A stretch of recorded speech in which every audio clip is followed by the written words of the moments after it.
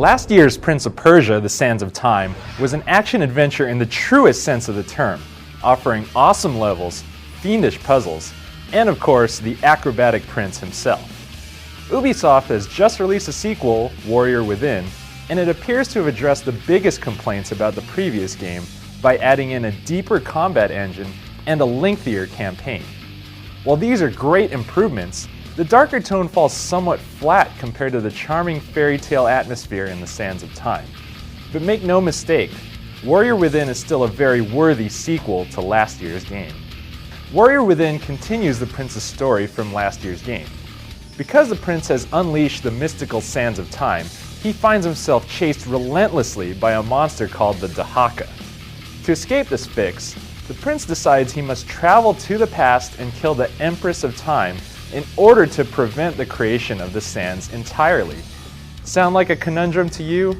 Well, if you can accept Back to the Future, you shouldn't have any trouble suspending your disbelief for the plot of Prince of Persia, Warrior Within. The game borrows a page from Zelda: A Link to the Past in that you'll be exploring in the same areas in 2 different time periods.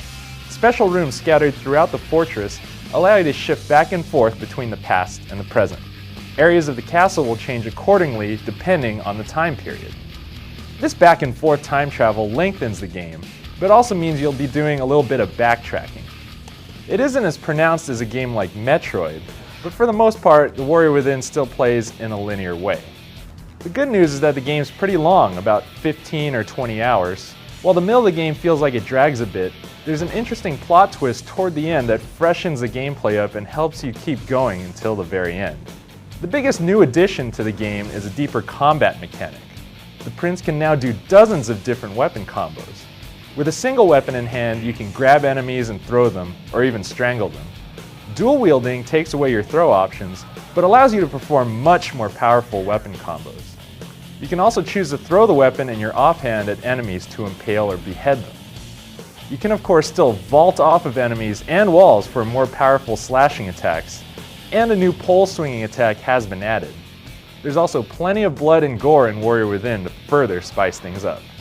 With all these new moves available, you can imagine that there's a lot more combat in Warrior Within than in the Sands of Time. Enemies will come at you several at a time, and you'll need to become proficient with your moves in order to survive. There are also a few boss fights in the game, but unfortunately there's quite a bit of recycling that's been done, so these aren't quite as memorable as they could have been. Despite the addition of the new combat engine, the real strength of Warrior Within, as in last year's game, is in the environmental puzzles. As the prince, you'll need to jump, wall run, climb, swing, and vault your way from ledge to ledge and branch to branch. You can also make controlled falls by stabbing into tapestries and sliding straight down. Completing the fiendish puzzles and navigating your way through each room is extremely fun and satisfying, and it's made all the more enjoyable by the well-animated moves of the prince and the beautifully designed levels. Several times throughout the game, you'll meet up with the mystical Dahaka. This kicks off an intense chase scene where you must navigate several sets of hazards very quickly, lest the Dahaka catch you. These sequences offer a nice change of pace and add to the game greatly. The biggest disappointment with Warrior Within actually has nothing to do with the technical gameplay itself. The game's taken on a much darker tone. The new prince is no longer the dignified, self-deprecating nobleman he was in the Sands of Time. Instead, he comes off as an arrogant brute, yelling out conceited taunts during combat. Is that the best you have to offer? All in all, it makes the prince a lot less likable.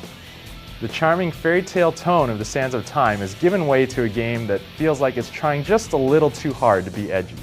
Still, Prince of Persia Warrior Within is an excellent game in its own right.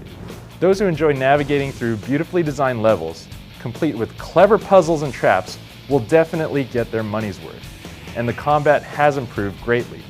For those reasons, Prince of Persia Warrior Within is easy to recommend for any action-adventure fan.